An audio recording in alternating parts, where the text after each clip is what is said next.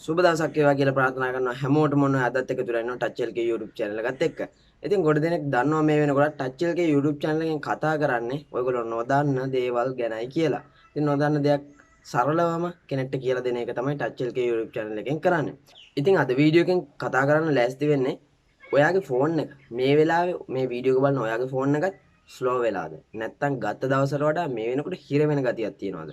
ඉතින් ඒත් එක්කම ඔයාගේ ස්ටෝරේජ් එක ෆුල් වෙලාද නැත්නම් ඔයාට ඇප්ලිකේෂන් එකක් ඩවුන්ලෝඩ් කරන්න බෑ තියෙන ඇප්ලිකේෂන් එකක් අයින් කරන්න කියනවාද ඉතින් ඔන්න ඔය හැම දෙයකම සොලියුෂන් එකක් විදිහට තමයි අද මේ වීඩියෝ එක කරන්නේ ඉතින් ස්කිප් නොකර වීඩියෝ එක බලලා මේ විදිහට සෙටින්ස් එක හදාගන්න ගත්ත දා ඉඳන් මේ වෙනකන් ඔයාගේ ෆෝන් එකේ ස්පීඩ් එක ඒ විදිහටම තියාගන්න පුළුවන් වෙයි ඉතින් ඔන්න ඉන්ටර්නල් ස්ටෝරේජ් එක ෆුල් වෙන එකට සොලියුෂන් එකක් විදිහට තමයි අද මම මේ වීඩියෝ එක කරන්නේ ඔයාගේ ෆෝන් එක හිර වෙන්න නම් ඔයාගේ ෆෝන් එක ස්ලෝ වෙන්න නම් ප්‍රධාන විදියට ඉන්ටර්නල් ස්ටෝරේජ් එකයි RAM එකයි කියන දෙකම බලපෑමක් ඇති කරනවා.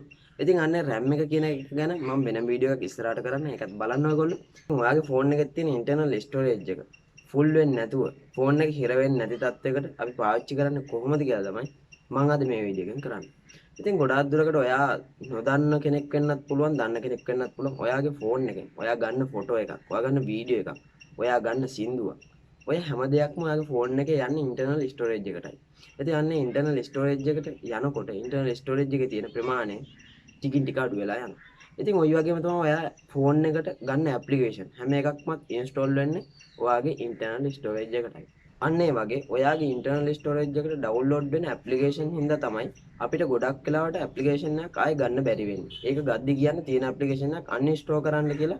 ඉතින් මම ආද කියලා දෙන්නම්. ඔයාගේ ඉන්ටර්නල් ස්ටෝරේජ් එකට ඩවුන්ලෝඩ් වෙන ඔයාගේ ඉන්ටර්නල් ස්ටෝරේජ් එකට ඉන්ස්ටෝල් වෙන හැම ඇප්ලිකේෂන් එකම අපි කොහොමද එක්ස්ටර්නල් ස්ටෝරේජ් එකකට ඩවුන්ලෝඩ් කරගන්නේ නැත්නම් ඉන්ස්ටෝල් කරගන්නේ කියලා. ඉතින් තවත් කෙනෙක්ට ප්‍රශ්නයක් තියෙන පුළුවන් මොකද්ද දැන් මේ එක්ස්ටර්නල් ස්ටෝරේජ් එක කියන්නේ කියලා. ඉතින් එක්ස්ටර්නල් ස්ටෝරේජ් එක කියන්නේ ඔයාගේ ෆෝන් එකට පිටින් සම්බන්ධ කරන මෙමරි එකක්. නැත්නම් චිප් එක කියන්නේ ඔයගොල්ලෝ අන්න චිප් එකට නැත්නම් මෙමරි එකට තමයි එක්ස්ටර්නල් ස්ටෝරේජ් එක කියන්නේ. ඉතින් අපි දැන් බලමු කොහොමද ඉන්ටර්නල් ස්ටෝරේජ් එකට ඩවුන්ලෝඩ් වෙන ඇප්ලිකේෂන් හැම එකක්ම එක්ස්ටර්නල් ස්ටෝරේජ් එකට දාගන්න පුළුවන් විදිහට අපි අපේ සෙටින්ස් එක හදාගන්නේ කොහොමද කියලා. ඉතින් ඔයා තාමත් ටච් එල්කේ YouTube channel එක subscribe කරලා නැත්නම් පල්ලෙහා තියෙන රතු පාට subscribe button එකක් click කරන්න. ඒට යපතින් තියෙන bell icon එකත් ඒක click කරලා තියාගන්න.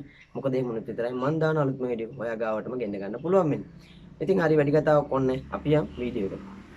ඉතින් මෙතනදී settings වලට යන්න ඕන ඔයා. settings වලට ගියපුවාම ඔයාලගේ application කියලා එකක් තියෙනවා. එන්නේ application එකට යන්න ඕන.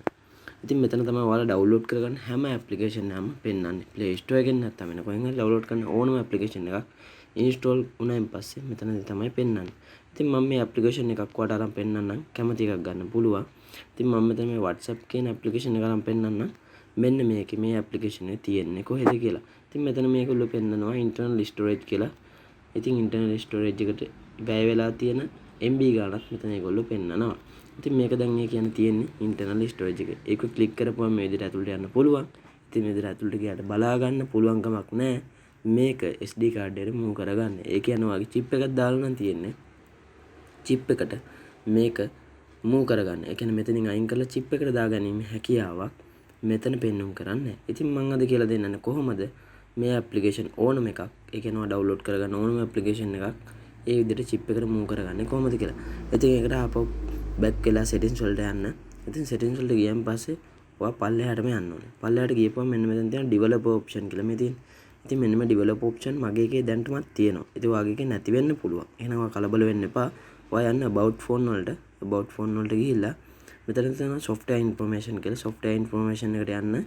එතනින් ගියපම build number කියලා එකක් තියෙනවා. මෙන්න මේ build number එක කියන එක උඩ හත් වතාවක් ක්ලික් කරන්න. ෆෝන් එක ඉස්සරහට දීලා තියෙන pattern එක හරි password එක හරි ඉල්ලයි ඒක දෙන්න. ඊට පස්සේ develop option කියන එක on වෙලා මෙතනට එනවා. ඉතින් මෙතනදී about phone එකට පල්ලෙහාන් තියෙන develop option ඒක ක්ලික් කරගන්න.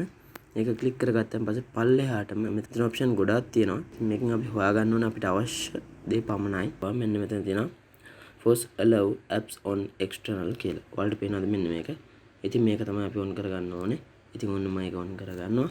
on කරගෙන දැන් back වෙනවා. back වුණාන් පස්සේ ආයෙත් ගිහිල්ලා බලනවා අපි application කියන එක ඇතුළට.